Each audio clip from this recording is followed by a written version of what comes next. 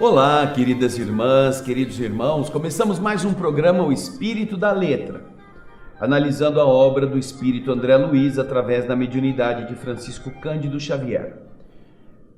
O nosso programa está tratando do livro Evolução em Dois Mundos, como você bem sabe.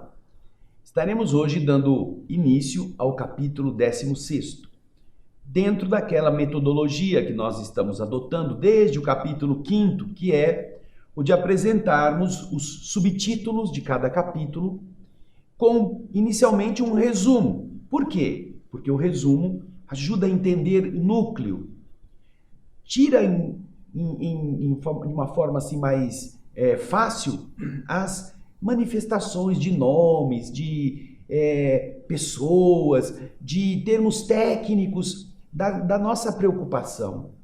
Por quê? Porque de verdade o que André Luiz quer dizer, usando toda a vestimenta que ele dá para os que gostam de estudar a ciência, é algo que dá para a gente entender. Por isso muita gente que não conseguia ler este livro, porque esbarrava, como se você quisesse correr e ficasse se enroscando com pedaços de madeira, troncos de árvore, e portanto você não consegue deslanchar.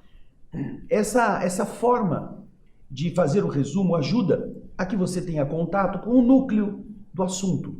E por isso, muita gente que antes não conseguia ler, agora consegue entender.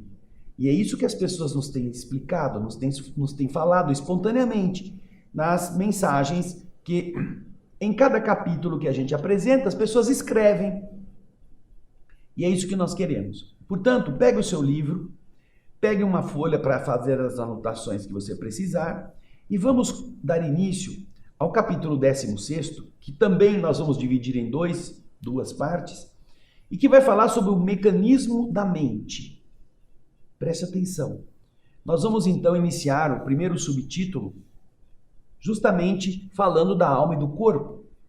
E vamos colocar o resumo na tela para você entender o que é que este subtítulo vai nos ensinar. Vamos lá. André Luiz comenta, neste subtítulo, os problemas da alienação mental, que se observa na maioria dos desencarnados e que pode perdurar por algum tempo depois da morte. Esta situação é fruto da desarmonia entre a mente e os seus corpos físico e espiritual. Ele compara esse conjunto com o músico e o seu instrumento, ambos precisando se combinar profundamente para a execução do trabalho. A alma é a direção e o corpo é a obediência.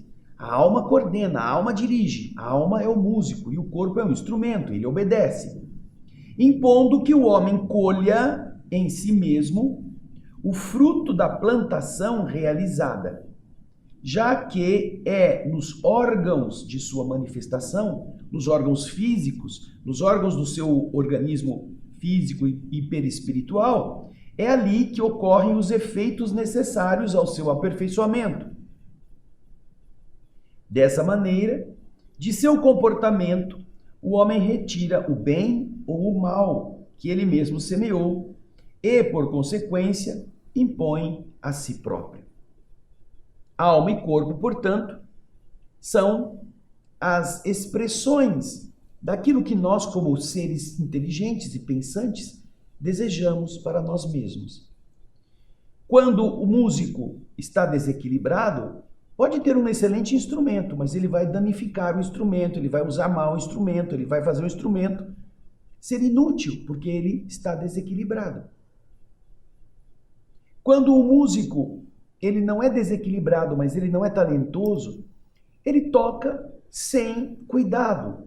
O instrumento não responde porque ele não tem como usar o instrumento adequadamente. Quando ele é um excelente músico, mesmo num mau instrumento, o músico consegue melhorar a sonoridade, melhorar a apresentação daquela peça, porque ele tem talento. Portanto, a maneira como o instrumento se apresenta, se comporta, no caso, o nosso corpo, nossa vibração biológica, física, é a demonstração de quem está tomando conta desse instrumento.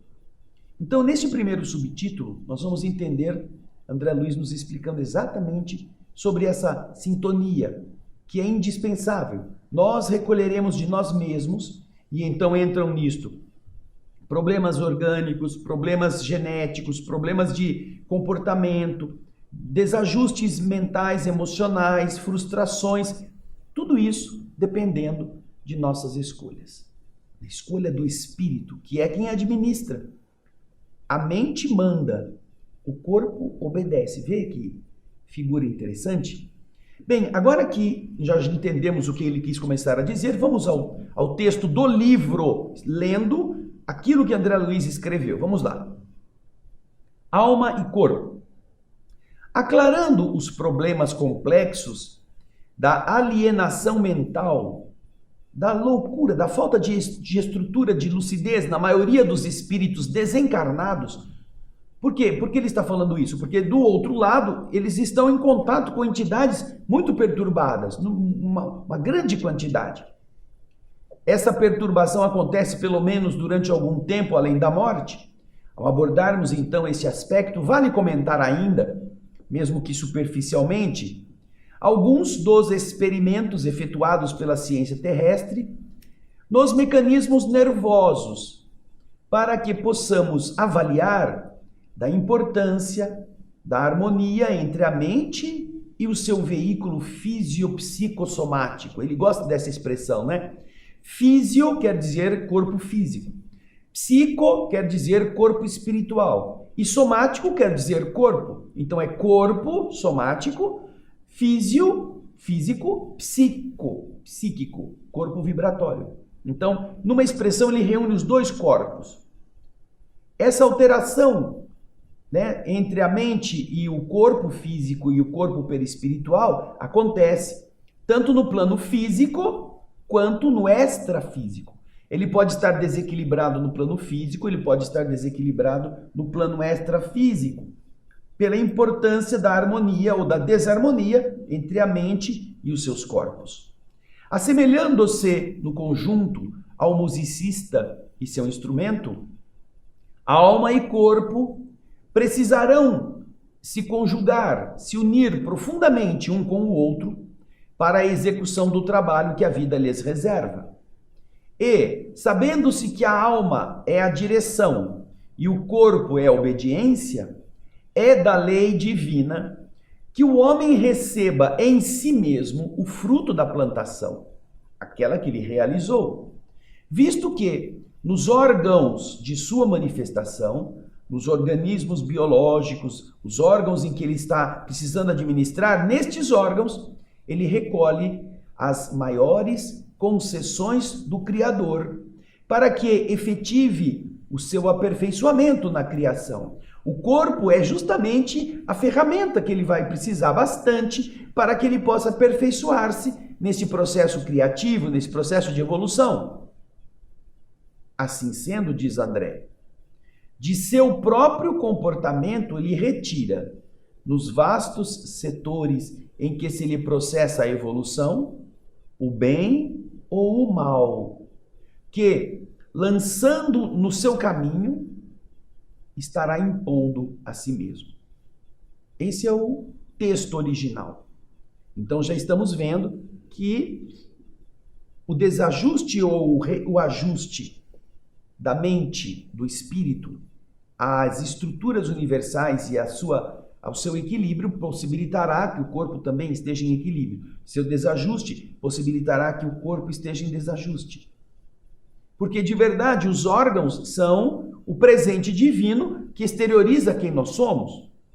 As nossas ações mentais, nossas inclinações, nossos desejos íntimos, agora que chegamos no estágio de seres inteligentes completamente racionais, elas estarão se espelhando na estrutura física. E, obviamente, tanto no corpo quanto no perispírito. Essa é a primeira parte, o primeiro subtítulo. Agora que nós já vimos que André Luiz estará tratando dessa conexão, vamos ver algumas experiências que ele se refere aqui, que acontecem nos laboratórios humanos. Ele vai, no subtítulo seguinte, falar da secção. Secção quer dizer corte, da interrupção da medula. A medula que nós temos, a estrutura medular que leva os impulsos cerebrais, os impulsos elétricos até os órgãos, que esparrama pelo corpo em todos os nervos. Quando acontece de cortá-la, ele vai explicar algumas coisas interessantes que a medicina, as experiências médicas na Terra já constataram. Então vamos ao subtítulo, secção da medula. Vejam aí. Secção, eu pus aí o corte, né, da medula. Vocês vão ver que é um texto, um resumo que vai tomar um pouco mais de slides, porque a gente procurou explicar de uma forma mais fácil. O cérebro governa todas as áreas do corpo, como a ciência atual já comprovou. A ciência não tem dúvida disso.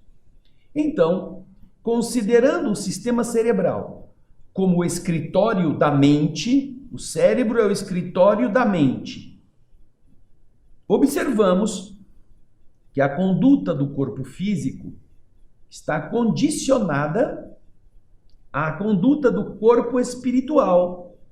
Da mesma forma que a orientação do corpo espiritual está governada por nossa vontade. É um escalonamento. A vontade, que é o querer do ser espiritual pleno, governa o corpo perispiritual. E o corpo perispiritual governa o corpo físico. Quando se corta a medula física de um paciente, e aqui pode ser um animal, pode ser uma ave, ele vai explicar isso. Quando se secciona a medula física de um paciente, o que acontece? Ele perde toda a sensibilidade. Acontece o relaxamento dos músculos, paralisia e eliminação dos reflexos físicos e das vísceras em todas as partes que dependam daqueles nervos que nascem abaixo do ponto em que se cortou a medula. Então, existem pessoas que sofrem uma secção da medula na parte inferior. Essas pessoas perdem a mobilidade nas pernas, mas continuam tendo nos braços. Se acontecer a ruptura acima, eles vão ficar aquilo que eles chamam de tetraplegia. Eles perdem o movimento dos braços, perdem os movimentos das pernas. E todos os nervos que estão abaixo da zona que foi seccionada perdem também este contato imediato da capacidade de coordenação. Continua então no próximo slide. Esse desligamento, porém, diz André Luiz, não é absoluto, pois se acontecesse em níveis muito mais altos, não é? Se houvesse uma secção da medula em um nível muito elevado, isso produziria a desencarnação, não a insensibilidade do corpo, mas o indivíduo morreria. Apesar do corte da medula, agora André Luiz vai começar a explicar isso muito interessantemente, continuam a existir uniões fluídicas sutis entre as células físicas e as células espirituais para ajustes de emergência. Desse modo, muitos pacientes se queixam de dor em zonas localizadas abaixo da região seccionada, fenômeno causado pelo contato das células do perispírito com as fibras nervosas que vibram na cadeia simpática, penetrando a medula acima do ponto rompido. Nós temos hoje todo um sistema elétrico na nossa residência. Estão ligadas as lâmpadas, aos controles os disjuntores que vêm da rede pública, certo? Porém, nos prédios públicos, nos prédios que têm pessoas que estarão participando, não tanto nas casas, mas se você quiser, você põe nas casas também. Existe um sistema chamado de iluminação de emergência. Sabe? É um negocinho pequenininho que fica pendurado nas paredes, em alguns cômodos, que, se porventura apagar a luz que é vinda da rede, ele acende sozinho. É claro que não é uma iluminação do ambiente para ficar totalmente iluminado como era antes, mas é para a pessoa não perder o rumo de onde que é a saída, como que ela faz para achar a vela ou a lanterna. É uma iluminação de emergência que está conectada na rede elétrica. Porém, quando a rede elétrica não fornece mais energia, quando ela está conectada, ela está apagada. Quando cessa a energia da rede elétrica, automaticamente ela acende.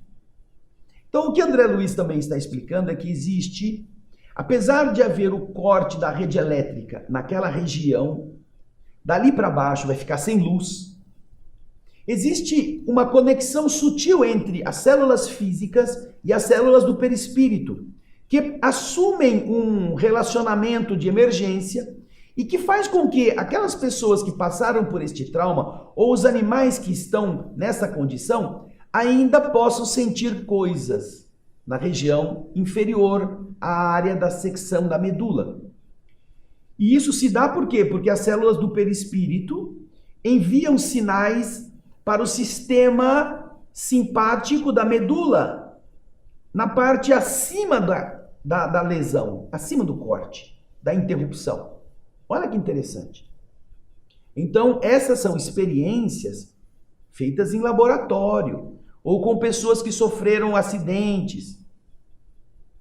Agora, então, depois que a gente entendeu mais ou menos o núcleo do que André Luiz está falando, nós vamos para a leitura deste subtítulo. Vamos lá. Secção da medula. Por meio de experimentação positiva realizada fisicamente, conhece a ciência de hoje a intransferível correlação entre o cérebro e todas as províncias celulares do mundo corpóreo. Tudo funciona em uma cadeia. O cérebro manda e o resto do corpo obedece. Tomando, pois, em nossas anotações, o sistema cerebral como gabinete administrativo da mente, a mente administrando o corpo a partir do sistema cerebral, reconheceremos sempre que a conduta do corpo físico está invariavelmente condicionada à conduta do corpo espiritual. Do mesmo modo que a orientação do corpo espiritual está submetida ao governo da nossa vontade, é o querer do espírito. Sabemos assim que depois de cortada a medula de um paciente, se observa de imediato a insensibilidade completa, o relaxamento muscular, a paralisia e a eliminação dos reflexos somáticos e viscerais, reflexos do corpo e das vísceras. Você pode apertar, você pode espetar, você pode queimar determinadas partes que não estarão submetidas àquela reação impulsiva, automática de retração. Essa eliminação dos reflexos também acontecerá nas vísceras. Em todas as partes que recebem os nervos que nascem abaixo do ponto em que se verificou o prejuízo, o corte. A insensibilidade e a paralisia são decisivas, porque procedem do corte dos feixes ascendentes e do feixe piramidal, ou seja, do desligamento das regiões do corpo espiritual correspondentes nos tecidos orgânicos e no cérebro, como se desse a retirada da força elétrica de determinado setor num campo extenso de ação, como se acabasse a energia elétrica numa área da indústria, numa área da casa.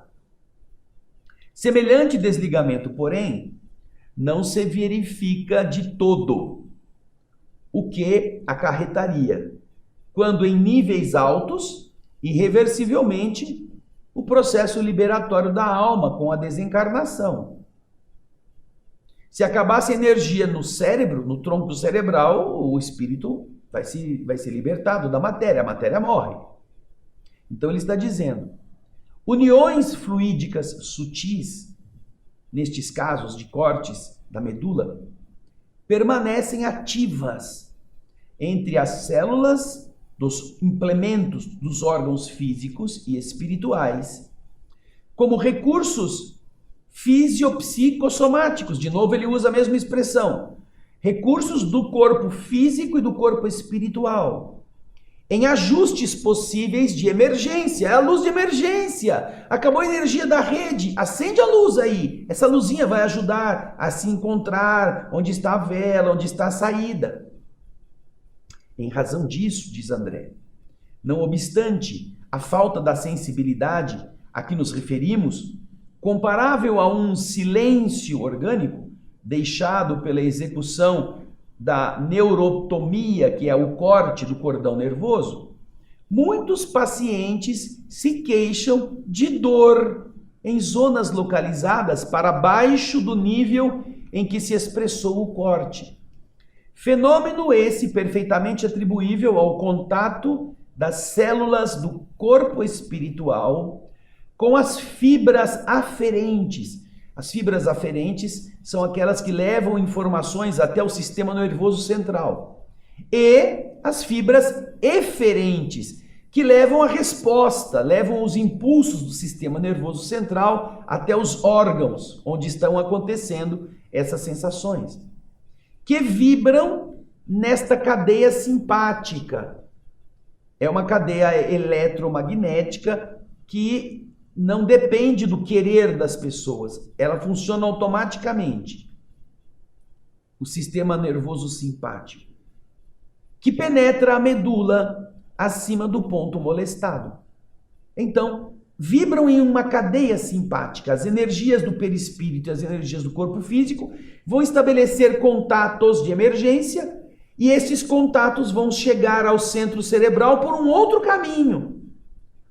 É claro, mais precário. Da mesma forma que a luz de emergência é uma luz pequena, não é uma luz, um holofote, não é a luz do ambiente que antes estava lá, mas ela ilumina, ela deixa as pessoas não tropeçarem, não se baterem, não sofrerem acidentes, até resolver-se o restabelecimento da energia.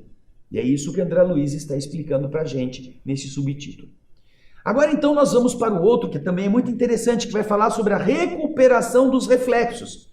Vamos ver então no próximo slide o nosso resumo, recuperação dos reflexos. Veja aí. Neste subtítulo, André Luiz explica que com o passar do tempo, depois de cortada a medula, os reflexos são gradualmente recuperados em decorrência desse reajuste organizado entre a alma e o corpo.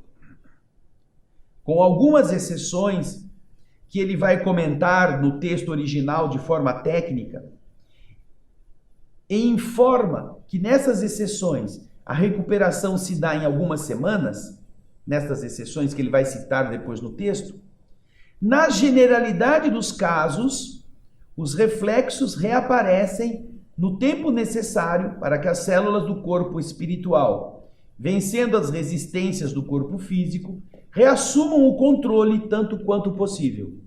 Ou seja, aqueles que perderam a sensibilidade pela secção da medula, depois de algum tempo, começam a recuperar as sensações daqueles órgãos, daquelas partes que foram insensibilizadas.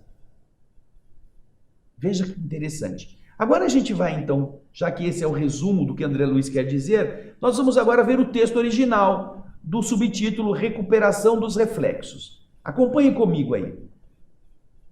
Devido ainda a esse reajustamento organizado, instintivamente, entre a alma e o corpo, os reflexos são gradativamente recuperados. Em condições muito especiais de equilíbrio fisiopsicossomático do doente, do enfermo, os reflexos superficiais ressurgem quase sempre em 24 horas depois deste insulto sofrido. Embora os reflexos anal e cremasteriano, que é o oriundo do estímulo da base da coxa, Esses reflexos anal e cremasteriano jamais se percam.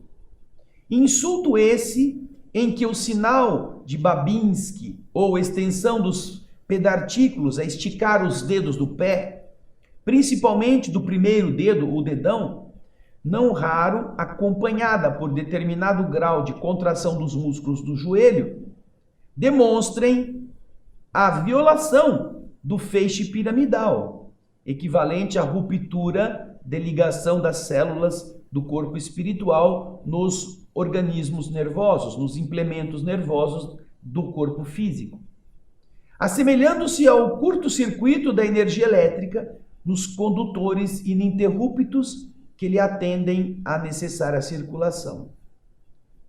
É constatável fisicamente que houve uma ruptura, é o que ele está dizendo. Esses reflexos, Babinski, etc., demonstram isso. Não está havendo mais ligação. Porém, acontece que, de repente, a sensibilidade começa a voltar. O indivíduo começa a senti-la novamente. E aqui ele vai continuar explicando no texto.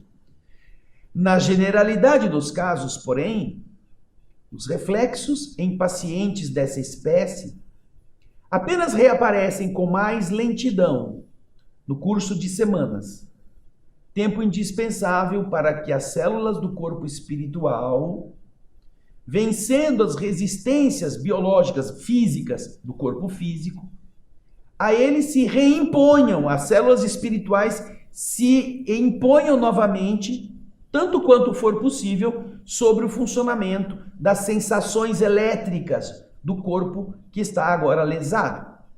Então, algumas semanas. Eu me recordo, quando criança, e não faz muito tempo, eu estava assistindo um filme em que um indivíduo sofreu um acidente e ele perdeu a mobilidade nas pernas. Uma coisa semelhante a isso, ele quebrou, lesou a medula. E tinha uma pessoa que gostava muito dele e não queria deixá-lo sem ajudar essa recuperação. Então, essa pessoa fez o seguinte, ele ficava deitado de bruços e ele não sentia a perna. E aí o indivíduo botou um espelhinho e ele ficava olhando para o espelhinho lá embaixo e dava para ver o dedão do pé. Então, o amigo pegou um violão e começou a cantar. E você vai repetir para mim. E o doente tinha que ficar olhando para o dedo do pé. E o amigo cantava e o doente tinha que responder. E a canção era assim. Era um filme em inglês, me parece, mas tinha uma dublagem em português. E o cara ficava tocando o violão e dizia, eu vou mexer esse dedo, eu vou mexer esse dedo. E o cara tinha que ficar respondendo, eu vou mexer esse dedo. E ele tinha que olhar, porque ele tinha que fazer uma ordem mental para mexer o dedo. Obviamente no começo ele não conseguia mexer o dedo. Mas depois de um certo tempo, eu vou mexer esse dedo, eu vou mexer esse dedo. Ele começou a mexer o dedo, apesar de ter cortado a medula. É algo interessante, porque André Luiz está explicando que depois de um certo tempo, nós conseguiremos voltar a sentir a sensibilidade novamente dentro de um certo limite. Agora então nós vamos para o outro subtítulo, com o resumo que fizemos. O subtítulo se chama A Importância da Encefalização. Encéfalo, né? A área do cérebro. Vamos ver, veja aí no nosso resumo. André Luiz explica. Quanto mais complexo for o cérebro do encarnado, mais tempo vai durar a insensibilidade pelo corte medular. Olha que interessante isso. Quanto mais é complexo o cérebro, mais leva tempo para ele recuperar a sensibilidade que ele perdeu. Nas experiências com os sapos, ele chama de batráquios, a perda dos reflexos dura apenas alguns minutos. Se cortam a medula do sapo, ele vai perder os reflexos apenas por alguns minutos. Logo depois, ele recupera. Nos gatos, demora mais. No cão, ainda mais. E no chimpanzé, o refazimento da sensibilidade exige vários dias. Porque cada um deles tem um cérebro mais complexo do que o anterior. Já no ser humano, a restauração dos reflexos exige mais tempo, como é o caso do reflexo de extensão cruzada, que pede 6 semanas aproximadamente após o trauma da espinha.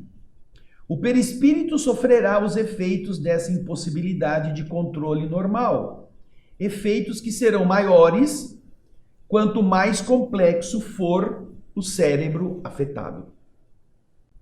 Agora que a gente já viu essa explicação de André Luiz sobre as diferenças de tempo na recuperação da sensibilidade, dependendo da complexidade do cérebro, nós vamos ler agora o texto que André Luiz escreveu no livro Evolução em Dois Mundos. Pegue o seu livro e acompanhe conosco. Importância da encefalização. Sabemos igualmente que a depressão, a chamada insensibilidade, que estamos estudando, é tanto mais perdurável, é tanto mais duradoura, quanto mais complexa a encefalização do animal. Quanto mais complexo for o cérebro, mais dura essa insensibilidade. Nos batráquios, os sapos, os reflexos desaparecem apenas por alguns minutos. Eles ficam apenas alguns minutos sem ter o reflexo. No gato, a diminuição da atividade vital é maior, eles ficam mais tempo, sem percepções. No cachorro, dura mais tempo. No chimpanzé, o refazimento da sensibilidade pede vários dias. E na criatura humana, a restauração dos reflexos referidos exige mais tempo, como, por exemplo, o reflexo de extensão cruzada, cuja recuperação reclama 6 semanas, aproximadamente, após o trauma da espinha.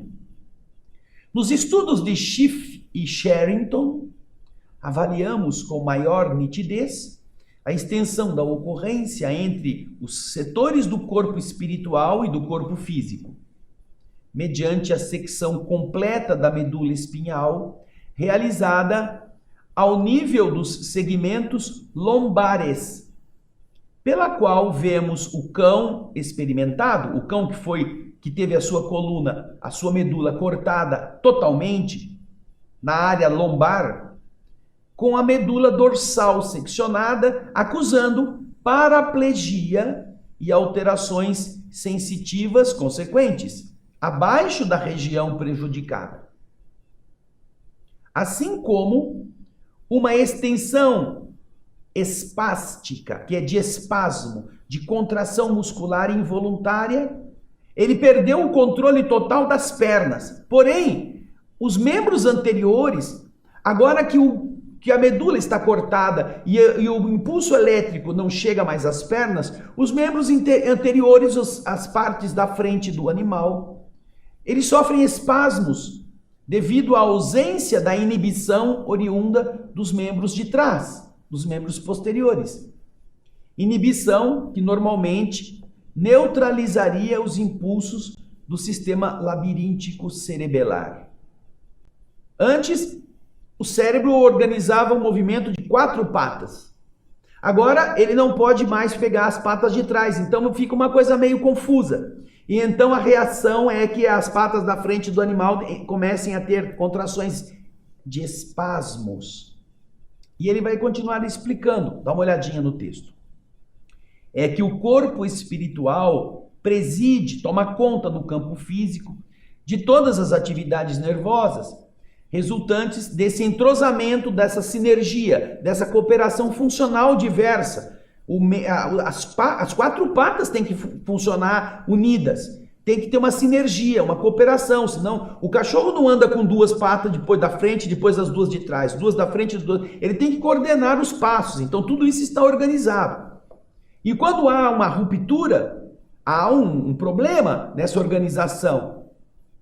Aí André Luiz diz, disso nós temos estrita conta nos reflexos, cuja complexidade cresce invariavelmente na medida em que solicitam o concurso de maior campo dos neurônios internunciais, aqueles que transmitem impressões entre as diversas partes do corpo. Ou seja, existem neurônios que transmitem impressões que está tudo funcionando bem, está tudo funcionando bem, está tudo ok. Primeiro a pata direita, depois a pata esquerda, depois a pata de trás, e assim está tudo organizado certinho. Porém, quando rompe-se a medula, essa confusão começa a acontecer. Essa sinergia deixa de existir. Essa sinergia para. E as coisas começam a dar problema. Da mesma forma, como ele continua dizendo aqui, como o pianista que requisita maior número de escalas de tons e semitons para elevar-se da simplicidade à suntuosidade na expressão da melodia. Então, todos esses neurônios estão trabalhando para que tudo funcione perfeitamente. Quando de repente acontece um probleminha, eles ficam ali. E agora? Como que a gente se organiza? Então, a reação no animal são os espasmos involuntários. Na parte em que a medula não foi cortada. Porque a medula lombar foi cortada, prejudicou apenas as patas de trás do animal. Mas há uma reação nas patas da frente, por quê? Porque essa sinergia agora está prejudicada. Agora nós vamos dar continuidade no outro subtítulo. Olha que interessante. Descorticação animal. O que é? O córtex do cérebro, se ele for extraído, se tirar parte dele, como que vai ser a reação? Experiências físicas já fizeram isso. Vamos ao resumo, então, para a gente ver o que André Luiz nos conta. Descorticação animal. Quanto mais desenvolvido o sistema nervoso da espécie, mais complexa é a integração da mente com o corpo nas áreas do córtex cerebral, as áreas da zona cinzenta. Assim, a interrupção dos impulsos do córtex nos batráquios e peixes não afetam seus reflexos e a sua motilidade. Eles continuam se movendo. Enquanto que, se você tirar o córtex das aves, surgem modificações mais declaradas no controle do voo, que passa a ocorrer de forma fragmentária somente durante a luz do dia, fazendo com que a ave à noite fique prostrada se ela não consegue enxergar. Quando acontece a remoção do córtex no cachorro, no cão, ele pode viver mais de 1 ano com movimentos normais, desde que ele seja estimulado. Se lhe faltar esse estímulo, ele vai ficar parado. E quando surge o estímulo, ele começa a se movimentar de forma exagerada. O animal, o cachorro, não se defende mais até que se veja atacado. Nem busca comida como antes ele buscava, comendo apenas aquilo que lhe dão.